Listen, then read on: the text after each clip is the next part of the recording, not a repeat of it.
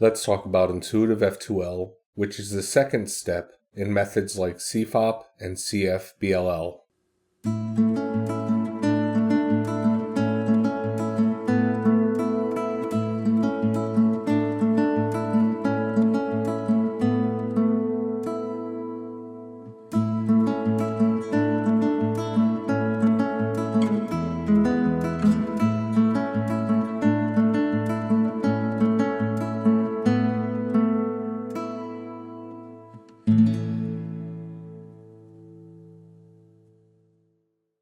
Hey folks, welcome to the Pugs Solves Cubes channel.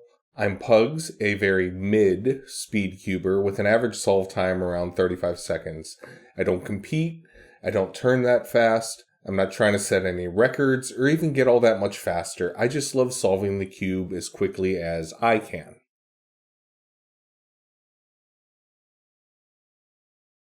Learning intuitive F2L is the single greatest contributor to my speed gains in solving the cube. So what is it? What is intuitive F2L? F2L means that we're solving the first two layers of the cube, this bottom layer and this middle layer, at the same time. We're solving them at the same time rather than the beginner method that has us solve the bottom layer first and then the middle layer as a separate next step. And so the beginner method looks something like if we would start with maybe this green-orange corners because we've just finished making our white cross on the bottom. And then we need to solve this green-orange-white corner piece down here. So we would put that corner piece over the slot, over the space where it needs to go, and then we would do sexy moves until it falls into place. And then we would do the same thing with this red and green corner piece here. We would do sexy moves until we had that corner in place. And then we would go on and do the same for the rest of the corners, like this blue and orange corner. It would go here, etc. And then once we had all four corners done and we had solved that bottom layer, we would go after the middle layer. And to go after the middle layer, we would do, we would find the edge pieces, like this green and red edge piece here. We would find those edge pieces and then we would solve them into their appropriate spot. So that green red edge piece here belongs in between this green and red centerpiece right here. So we would do something like that, and then we would do the same for all of the other edge pieces around the middle layer. So we would do, oops, how did I do that wrong? There. So we would solve the middle layer as a separate next step once we'd solved all the bottom layers. In intuitive F2L, instead of solving the bottom layer first and then the middle layer like that, we would instead try to solve the middle and the bottom layer and the middle layer at the same time by looking at, so we have this orange and blue here, right? So this is the orange-blue slot. And into this slot, we would put, we would pair up the green and orange corner piece and the green and orange edge piece. We'd pair them up, and then we would insert them into that slot together. So you can see we're solving both the bottom layer and the middle layer at the same time. Same with these blue and red corner and edge pieces. We would solve those at the same time by pairing them up, and then, so now they're paired up, and then inserting them into their appropriate slot like that. And you can see how much faster this is than doing the bottom layer and then the middle layer separately.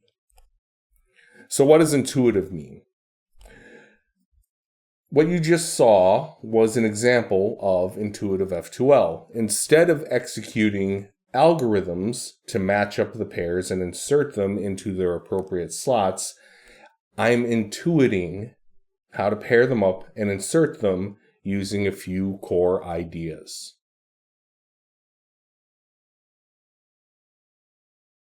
To perform intuitive F2L, first we need to know how to make the pairs, how to pair up the matching corner and edge pieces correctly.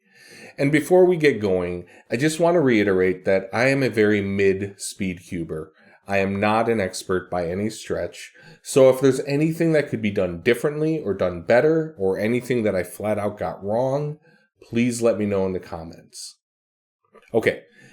The goal of matching up the pairs, of making the F2L pairs, is of course to have the colors aligned properly. So you can see this blue and red corner piece and this blue and red edge piece, they're aligned correctly. The red tiles are aligned, the blue tiles are aligned, and the white tile is on the end like an end cap. So that's the goal, is to have this scenario. And when when both pieces of the F2L pair are in the top layer, we will have one of three basic scenarios. They can be either correctly connected like this, like the blue and red, or they can be incorrectly connected like this green-orange edge piece and this green-orange corner piece. They are incorrectly connected. The orange tiles are aligned, but the green tiles are not, and the white tile is not on the end like an end cap. So we can have either a correctly connected pair, an incorrectly connected pair, or we can have a disconnected pair. So in this situation, we have the red-blue corner piece and the red-blue edge piece, both in the top layer, but they are disconnected from each other. They are not connected.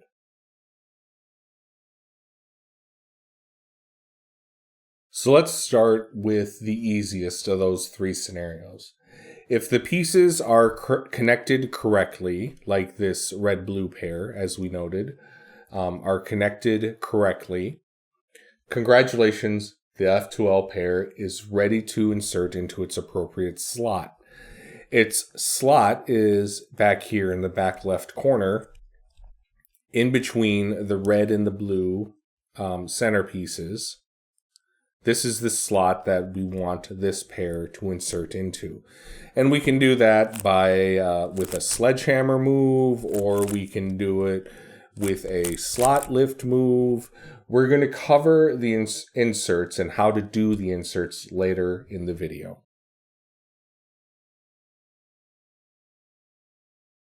The second scenario is when the pieces are connected incorrectly.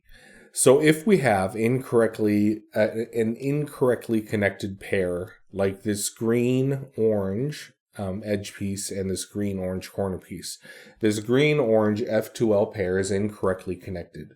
So if we have an incorrectly connected pair, we need to disconnect them so that they can be paired back up correctly.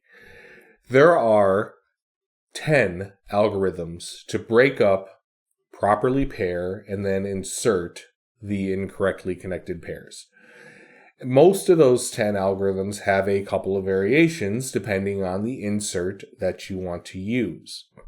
So rather than trying to memorize and practice all of those algorithms, we can do this intuitively because we know the core concept that we can simply disconnect the pair and then finish solving the F2L pair from there.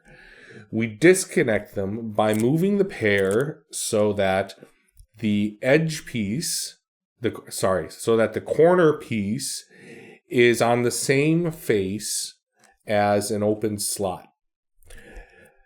This slot over here, this red-blue slot that we solved in the previous step, in the previous example, this is a solved slot.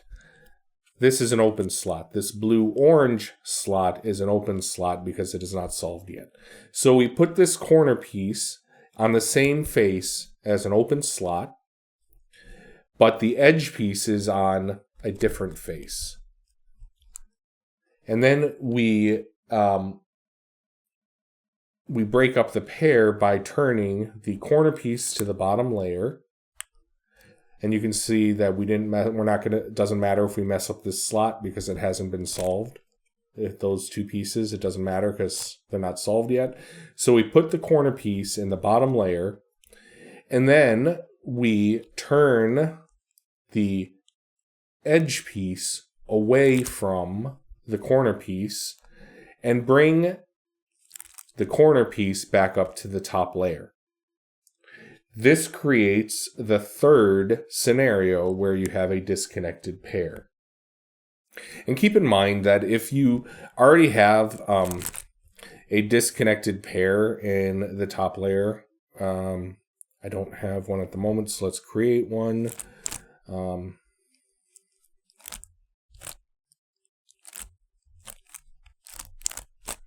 Okay.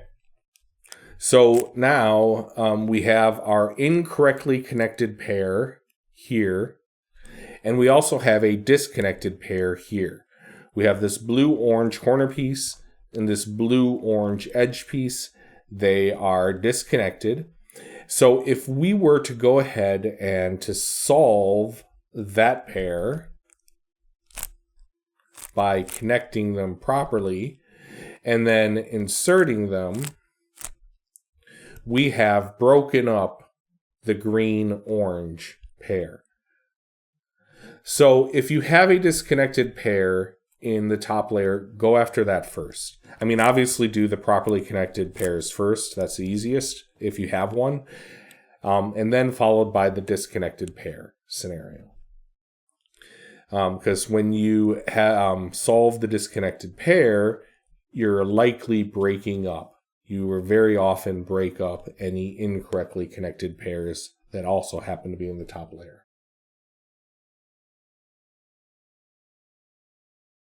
The third scenario is a disconnected pair in the top layer.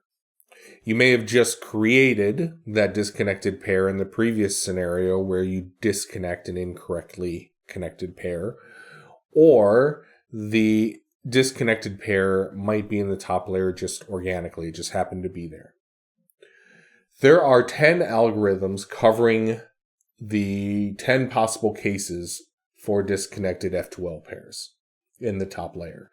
Most of those 10 algorithms have a couple of variations depending on the insert that you want to use. Rather than memorize and practice all of these algorithms, we can intuitively solve these F2L pairs by realizing that these 10 algorithms boil down to 3 basic concepts: white tile on top, matched colors on top, or mismatched colors on top. And depending on which one of these situations we have, white tile on top, matched color on top, mismatched colors on top, depending on which one of those situations we have, we can now match up the pair correctly.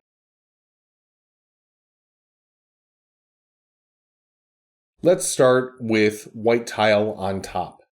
Anytime we have the white tile on top, white tile facing upwards, we're going to align the matching edge piece, which is over here, the green-orange edge piece and the green-orange corner piece. That's our F2L pair. We're going to match them up by aligning the matching edge piece with its same color centerpiece. So in this case, we would align that green-orange edge piece with the green-orange centerpiece. We can't align the green centerpiece, align it with the green centerpiece, because then we wouldn't have this solid color bar that we have here, right? So we align the edge piece with the correctly colored, with the matching colored centerpiece. And then we turn the open slot, so this green-orange slot where we're going to be inserting into, we turn that open slot to the top layer. And again, it's an open slot. We don't have to worry about breaking up a solved slot. We don't have to worry about messing things up. So we turn that edge piece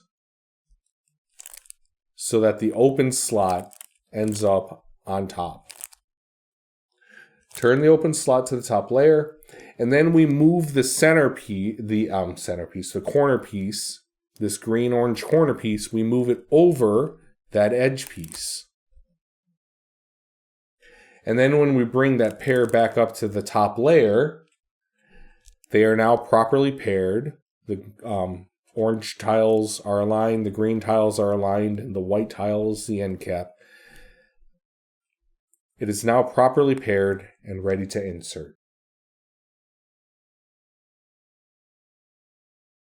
The second situation is matched colors on top. So in this case, we have our same green-orange F2L pair. And here's the green-orange edge. Here's the green-orange corner piece. And the green tiles are on top. The green tiles are facing up. So we align the white tile to pair these up properly. We align the white tile with the open slot. So you can see that this white tile is kind of facing towards, it's pointing at the open slot, right?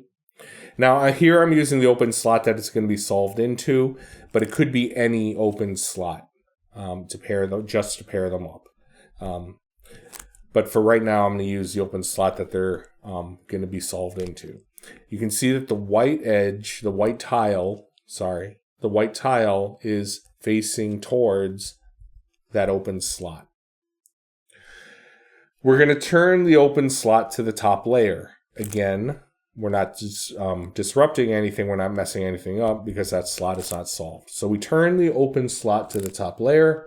We move the edge piece next to the corner piece and bring the corner piece back up to the top layer, thereby matching up that F2L pair. The green tiles are aligned, the orange tiles are aligned, and we have the white tile as the end cap, and it is now ready to insert.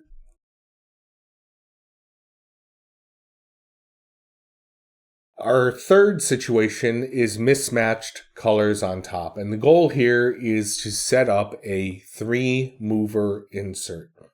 So in this situation, we have our green-orange F2L pair, so the green-orange edge here, and the green-orange-white corner piece here. That's our F2L pair. You can see that the green tile is, the orange tile is facing up on the edge piece, and the green tile is facing up on the corner piece. So we have mismatched colors on top. The goal is to line it up so that this white tile is pointing at the edge piece. So if we need to move the edge piece over here to get them in a line so that the pair is set up so that the white tile is pointing at the edge piece. So to do this, we use an empty slot to place the corner piece in the bottom layer again. And so here's an empty slot. We put the corner piece in line with the empty slot. On the same face as the empty slot. We could use this empty slot over here. The corner piece is on the same face as the empty slot, or we could use this empty slot. You know, the corner piece is on, it doesn't matter what face you use, but the idea is to put the corner piece on the same face as an empty slot, turn the corner piece to the bottom layer by lifting that empty slot, right? Lifting that, and then moving, so we want the edge piece over here because that's where the white tile is facing, right? So we move the corner piece to the bottom layer. We move the edge piece so that it will be in line with that white tile. We bring the corner piece back up to the top layer. And now we have our 3-mover insert, which is 1, 2, 3. 3 moves to pair up. 3 moves to pair up the tiles, pair up the F2L pair, and insert it. 1, 2, 3, 1, 2, 3. So again, we're using an empty slot. So in this case, we're going to use this empty slot here. The corner piece is on the same face as an empty slot. We move that corner piece to the bottom layer. We move the edge piece so that the white tile will be pointing at it, will be in line with it. And then we bring the corner piece back up to the top layer. And now we have our 3-mover insert ready to go. The remaining cases are when one or both pieces of the F2L pair are not in the top layer. For instance, we have this green and orange corner piece in the bottom layer. It's actually in its proper place, but it's not oriented correctly. The white tile would need to be facing down. And then its partner, the green-orange edge piece over here, is in the middle layer, so neither one of the F2L pieces are in the top layer. And then we also have this red-green corner piece here in the top layer, but its match, the green-orange edge piece, is over here in the middle layer, so one of the pieces is not in the top layer. There are solutions to quickly pair them up properly in these scenarios, but let's save that for a future episode, because all of the solutions involve different ways of bringing both pieces to the top layer and then quickly pairing them up from there. So as, for instance, like with this red-green pair, you would turn the edge piece to the top layer, move it out of the way so you can put that slot back so that we're not messing anything up. And then you have a white on top scenario. And so we've already put the edge piece over its correct centerpiece, so we would turn that to the side, put the corner piece on top of it, and then we could insert it like that. In the process of solving that pair, we brought both pieces of the green-orange pair to the top layer. So as you're learning intuitive F2L, just focus on moving the pieces to the top layer and then solving from there, rather than trying to learn the specific solutions for what to do in this situation, this scenario. All of the solutions boil down to bringing both pieces to the top layer, pairing them up, and then inserting them. And as you practice slowly, as you practice moving them to the top layer and you go slowly and you pay attention, after a while you will definitely start to figure out ways to pair up the pieces efficiently. You will figure out some of those solutions by yourself.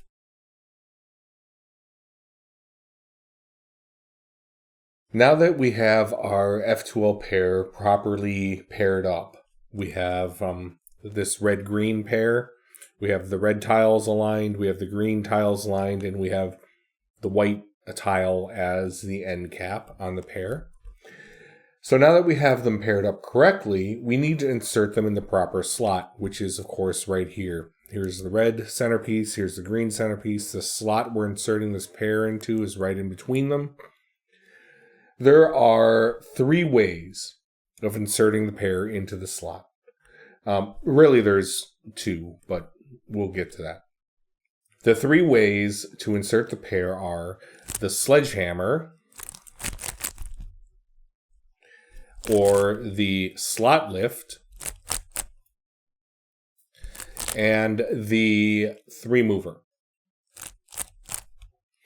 We've already talked a little bit about the three mover, but let's take these one at a time.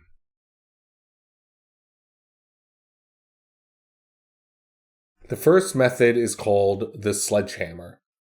There are 8 variations of this move dependent on which slot you are targeting and how the pair is oriented. You could try to memorize and practice them all, but why? When you can just learn the basic idea of the move and then apply that to whatever slot/orientation you are faced with. So the basic idea is that we are going to insert the pair, and here's our pair, this red-green F2L pair. Green is aligned, red is aligned, white is the end cap, we're good to go.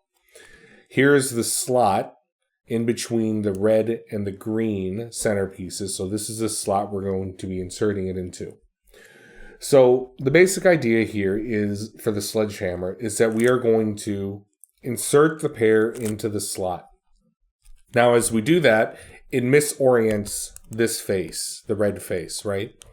It misorients that face. So we then move the pair out of the way so that we can reorient that red face and then move the pair, the red-green pair here, back into place.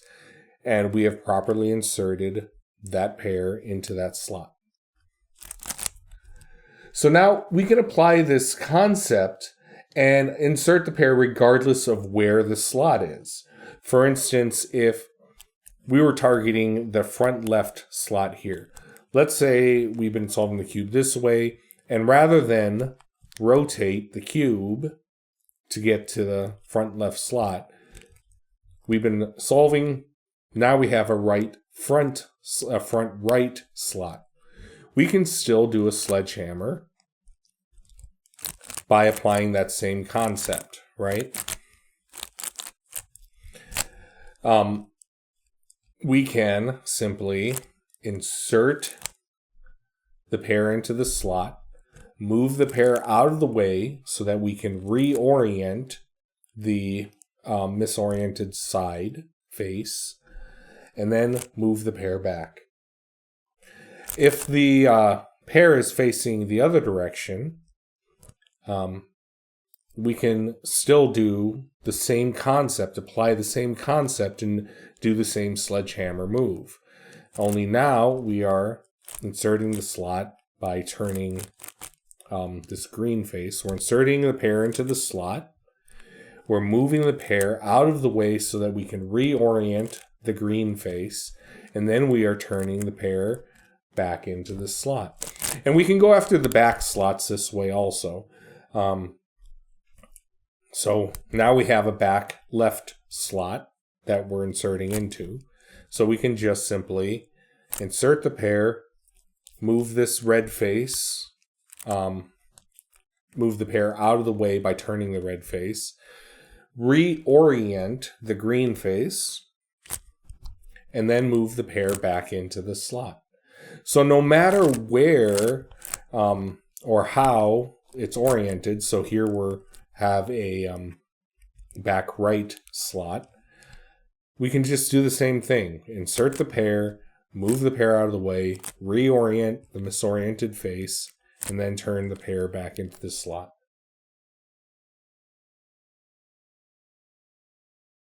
The second way to insert an F2L pair doesn't have an official name that I know of, but I call it the slot lift because we are literally lifting the slot to the top layer, placing the F2L pair in the slot, and then lowering the slot back into place.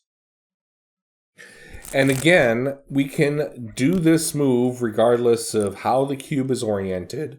I don't always have to waste time rotating the cube to get it to a place where I know how to do an an algorithm to insert it. Instead, if the slot is in a different place, so now we have a front right slot, I can still do the same move. I can lift the slot, I can place the pair in the slot, and then lower the slot. No matter where that slot is, here it's in the back left, I can lift the slot, place a pair in the slot, and lower the slot into place. And it doesn't matter if the orientation of the pair, which direction they're facing, now it's facing to the right, the pair is facing the right, I can still do the same move. I can lift the slot, place the pair in the slot, and lower the slot into place. Again, I could give you all 8 variations of the algorithm to perform this move. But why? No matter which slot it is, which way the pair is facing, just lift the slot, place the pair, and lower the slot back into place.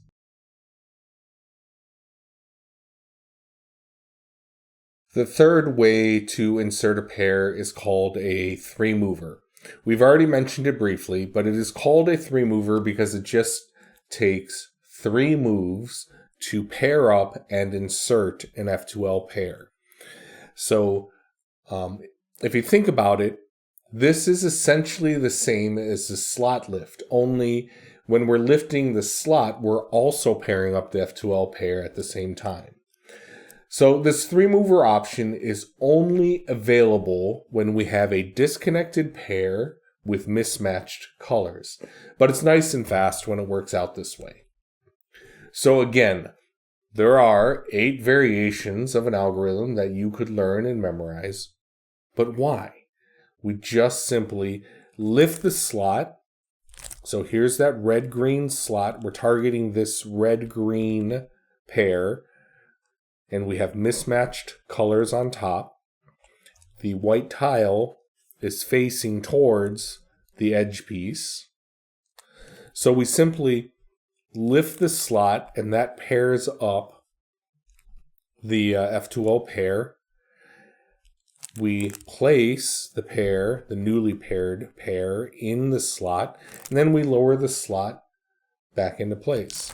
And we can do this again regardless of how the cube is oriented. If we're going after the back right slot, we do the same thing. We lift that slot, pairing up the 2 pieces. We place the pair in the slot, and then we lower the slot back into place. And again, it's not dependent on orientation, right? So now we're still going after that same back right slot, but we have a horizontal orientation instead. Before we had a vertical orientation, but we do the same thing. We lift the slot, which also pairs up the 2 pieces, and then we place the pieces into that slot, and then we lower the slot back into place.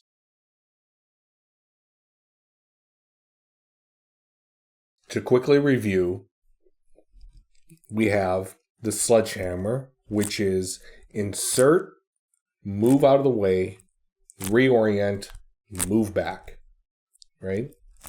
The slot lift is lift slot, place pair in slot, lower slot.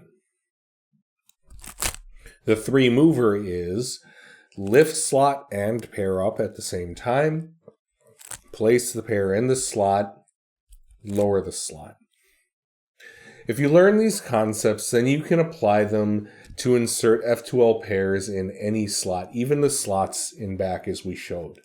And by being able to do our inserts in back, we're not losing time with cube rotations to get the slot to the front, where we can then do the insert. If the slot is in the back, we just insert it in the back. We don't lose that time regripping the cube and rotating. So this is important because when you're just learning algorithms, if you only are learning algorithms, if you don't have an algorithm for it in the back, then you do have to rotate it to the front because that's the algorithm that you've learned so far. If you know the concept, however, then you can just intuit how to insert the pair. That was a sledgehammer. You can intuit how to insert the pair in the back slot without losing time to that cube rotation. And if you truly want to improve your F2L speed, learning to the back inserts is crucial.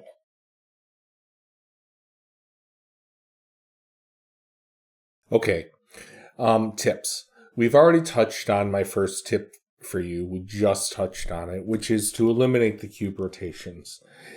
If you learn the concepts instead of learning algorithms, there will never be an F2L situation that you don't have a solution for.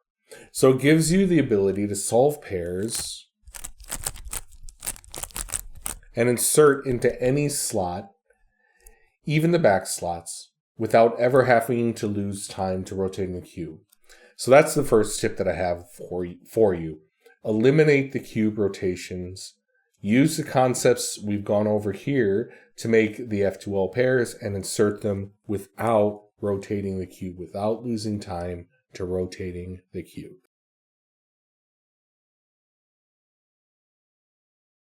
My next tip is to try to solve the back slots first whenever that's easy and efficient. By getting the back F2L pairs out of the way, that makes spotting the front F2L pairs that much easier and faster. So if we do the back, slots first, we have this blue-orange corner piece and this blue-orange edge piece. So that blue-orange F2L pair we can solve to the back slot, and we got this red-blue F2L pair that we can solve to the back slot. And now it's so much easier to spot our front pairs.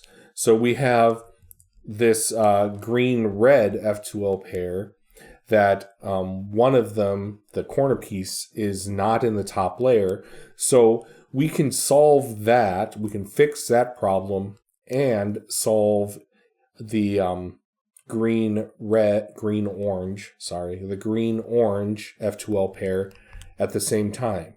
So when we solve that, we actually brought the green-red,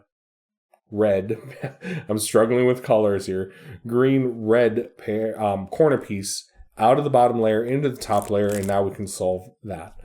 So you can see that by solving the back pairs, by solving the back slots first, it makes it easier to spot the front pairs. Now, of course, if you have a back pair and a front pair, and the back pair, this is an awkward one, right? Because we have one of the pieces not in the top layer. So don't waste time. Just go ahead and do that front pair first, right? And then do the back pair. So solve to the back pairs, solve into the back when it's efficient. If there is a front pair that's just hanging out, set and ready to go, of course, do that first.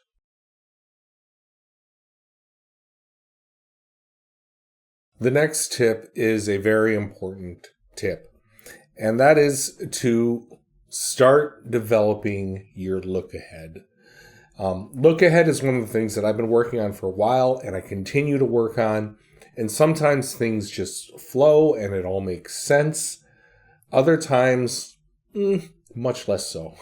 But it's getting better and more consistent a little bit at a time as I continue to practice. So for F2L, look ahead means that while your hands are matching up and inserting the current F2L pair, your brain and eyes are spotting the next F2L pair and planning how to solve it. This allows you to flow directly from one F2L pair to the next without having to pause in between to spot them and plan a solution. So for instance, as I'm solving this red-blue pair, I am spotting the next pair, which is this blue-orange pair. I'm spotting that and I'm solving that.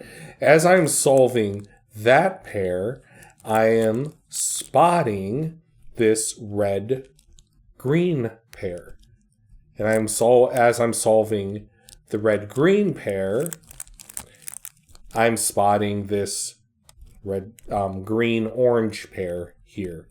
And then I'm solving that. So look ahead allows you to flow from one F2L pair to the next without having to pause and plan. You already know how you're going to solve it.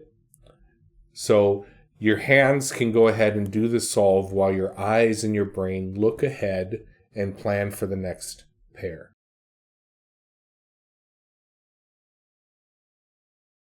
Directly related to the tip to develop your look ahead and start developing your look ahead early is to also start to develop your cross plus one ability.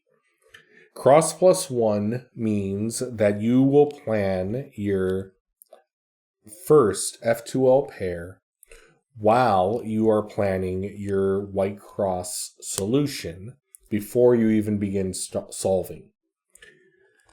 Cross plus one is incredibly difficult, or at least it is incredibly difficult for me. So the sooner you start practicing it, the sooner you'll be able to reliably do the cross plus the first F2L pair. By planning them together, you can flow directly from the cross into the F2L section of your solves. Like I said, I personally am still working on this, but I make a point of trying to spot one of the back pairs while planning my cross and then trying to predict where those pieces will be at the end of the cross solution. And then I try to track those pieces while I'm doing while I'm executing the cross to see if they end up where I predict. I usually predict wrong, but I'm getting better. It's getting better. Okay. So here we have this, let's see, this blue-orange F2L pair. And so let's try to figure out where they're going to end up. As I do my cross solution, okay, so my cross solution, since this red edge piece and this orange edge piece are set to go across from each other, that's going to mess up this blue edge piece. So my first move should be move the blue edge piece over here. So far I'm not really affecting that pair. And then the green edge piece has to go here. And that'll get lined up when I do that. Okay, so let's see.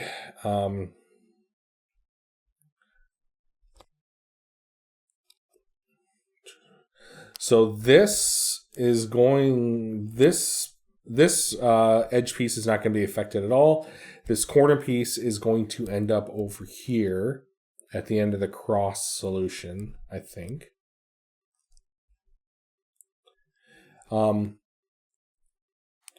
Okay, let's try it, and maybe I predicted wrong. So let's give it a shot. So we're going to move the blue piece out of the way to where it's supposed to be. We're going to move the red edge piece there. And then we're going to move the orange.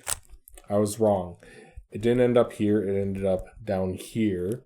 But that's okay, because I was tracking where it went, and I am now set up to instantly flow into my F2L solution with a 3-mover to insert it back here. So I didn't quite get the final landing place for that corner piece. I didn't predict it properly, but because I made the effort to try to predict it and then made the effort to track it as I was doing the white cross solution, I was able to flow directly into my F2L solution. And then utilizing look ahead, as I was doing that, this incorrectly connected pair here showed up. And so I can flow into that solution with another 3-mover. And now we have, oops, I forgot to turn that back. And now we have a matched pair on top, disconnected matched pair on top. So we can just do that and flow into that solution. And then we have this pair, which is awkward. I was hoping it would get broken up with the others, but they're in the bottom layer. So I can do that. And now they're a disconnected matched pair. So I can just match them up.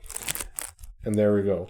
We've gone from cross to F2L, practicing cross plus 1, and look ahead. Even though I messed up the actual prediction for cross plus 1, I was able to track those pieces and move directly into the F2L solution. Okay, that's all I've got for y'all. If any of you have additional tips, please comment them down below. The same goes for any corrections. If there's something that could be done differently, could be done better, or if I got something completely wrong. Hey folks, thanks for watching. If you liked the video, please give it a thumbs up, click the subscribe button, and ring the notification bell for more content like this. Until the next video, happy cubing y'all.